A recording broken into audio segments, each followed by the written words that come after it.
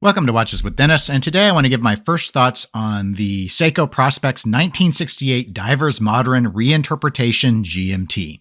I saw Seiko's press release come out this morning for this watch, and this is a new movement that is in the 6R family, and it's the first time that Seiko Prospex has a dive watch that features a mechanical GMT. There are three models that have been released: the SPB 381, which is a green-dialed watch, the SPB 383, which is a black-dialed watch, and then there's the SPB 385, which has a sort of ice blue dial and is also limited, unlike the other two models, and the limited count is set at 4,000 units. In terms of specifications, all three of these watches are stainless steel.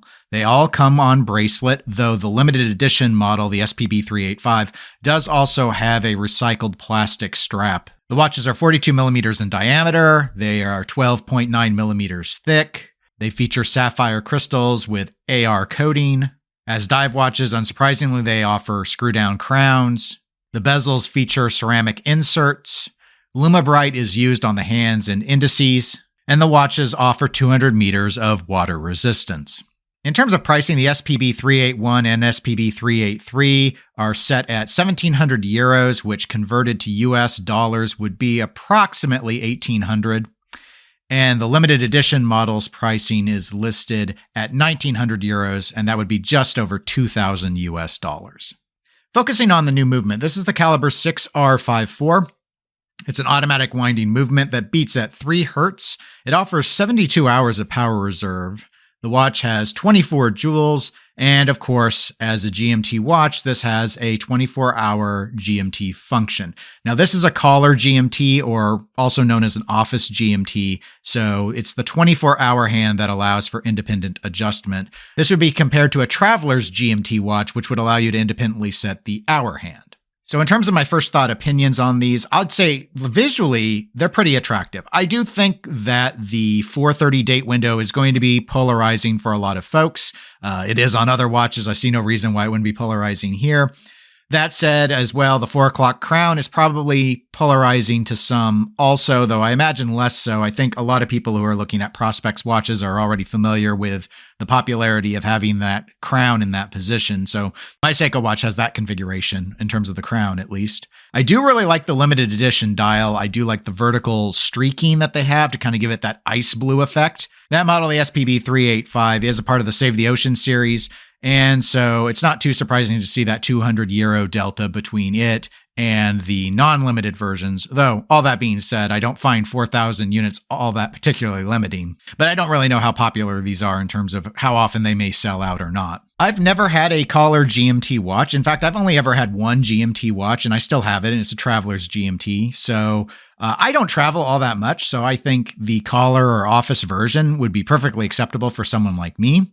And again, if I was more into the dive watch aesthetic and really wanted to have that functionality accompanying a dive featured watch, these would definitely be attractive for how they look and how I imagine they would wear compared to my experience with the Seiko Prospex line. All that said, I think the biggest sticking point for a lot of folks, and myself included, is the price point. Normally, I would roll my eyes completely without hesitation at the notion of paying about $2,000 for a 6R movement. And this was the part of the backlash that we really saw with the King Seikos that Seiko has been producing, because those are powered by 6Rs, like the 6R31, for example, and those watches are commanding a price point of $1,700 US dollars. So here are two new Prospex dive watches, and they're even more money, about $100 to $300, depending if you're getting the limited edition model, and we're still meddling with the 6R family. That being said, it is new movement architecture. They did have to create this GMT functionality for the movement. And so it is also reasonable to expect that Seiko as a corporation would want to recoup their R&D costs that they invested in creating it. I will say, aside from the accuracy that's associated with the 6R family, which isn't typically the most accurate, I didn't see spelled out numbers on this particular version, the 6R54. The 3 days of power reserve is really nice, and that family has reviewed fairly well overall in lower priced watches where we've seen other iterations of the caliber. So all that said, I wouldn't be in the market for this watch, mostly for two reasons. One, I wouldn't want to pay this amount of money for this family of movement, despite its new creation, in this type of watch.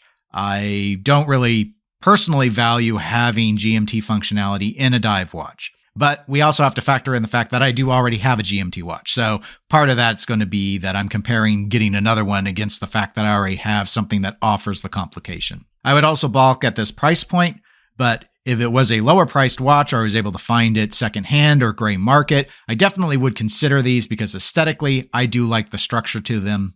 I'm okay with 430 date windows. They don't really bother me very much. And I think they're integrated pretty well. I'd say actually the worst looking one is on the limited one. That stark white date wheel against that blue backdrop is just a little more noticeable than what you can see with the black dial, obviously being color matched with the black date wheel. And I find that the black dial for the date on the green watch also blends in pretty well. But those are my thoughts. What do you all think about the new Seiko Prospex 1968 Divers Modern Reinterpretation GMT? Leave your comments below.